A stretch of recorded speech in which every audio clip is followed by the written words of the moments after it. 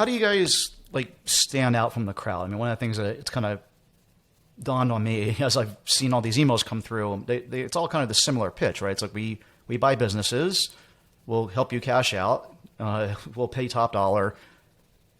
But again, the message is kind of similar from a lot of people. So what do you guys do to stand apart from everyone else? Yeah, I mean, a lot of players are funded. There's capital. I think the way you differentiate is in a few ways. One is, and I would put that very highly, and categorize that under sort of just people, the team, because it goes from anything from the operational capabilities that you have, the operations team that's sort of behind then growing the brands once you acquire them. Because I don't know what you're seeing, Michael, but most of our deals have a portion of the purchase price comes in the form of an earnout that's linked to the future growth of the business. So in that case, it is in the seller's interest to choose a buyer who has a great track record, has a strong team, a credible team,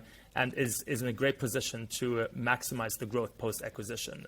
Clearly, a lot of us, including us, are not that old, but there's still now, with more than a year of history, there's sort of a track record that you can build. You can point to sort of case studies. What have you done to brands? How have you grown those businesses on Amazon as well as off Amazon? What have you been able to achieve? So I think that's sort of one part of the business. And we do have an operations team. Just the operations team alone is close to 200 employees in our case already. Wow. Then, that's across marketing, supply chain, customer service, content, brand management, all those areas.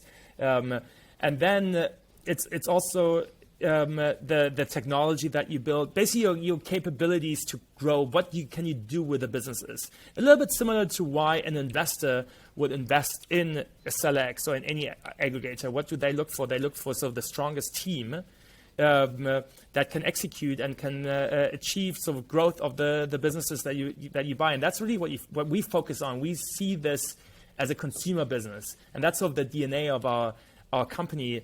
Is sort of operations matter, technology to building great brands and businesses. That's what we focus on. That's sort of the DNA of the business. We don't take the sort of finance approach that just buy up lots of businesses and then we figure out what to do with them. We really see this fundamentally as a consumer business.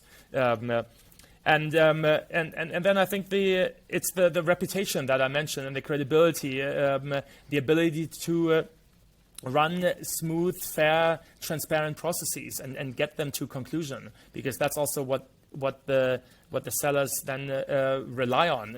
Once you sign an LOI and are in exclusivity and do your due diligence, the seller wants to get that done quickly, and also doesn't want to deal with a buyer who renegotiates last minute, drags things out. It's just a pain in the ass to deal with. Yeah. It's always a little bit painful. I mean, there's no due diligence that's just done like that.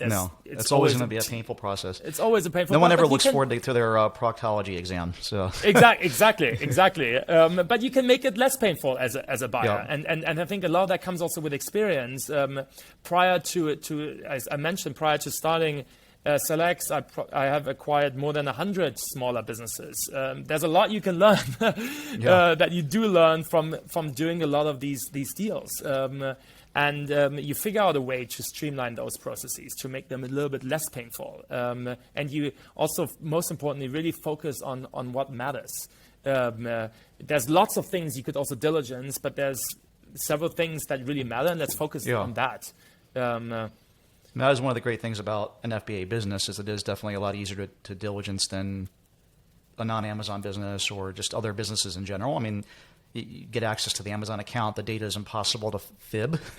And then it just really comes down to making sure you understand what COGS are and any other expenses. But most of these businesses, run relatively simply. I mean, it's not, overly complicated business, and that's one of the great things we're kind of talking about. Amazon makes it so easy because you don't have a warehouse, you don't have employees doing pick, pack, and ship, and you don't have all the other expenses that you can kind of start to sweep some things under the rug or kind of make the pile of poop look like a rose a little bit more. I mean, it's kind of hard to to do that in the world of pure Amazon FBA.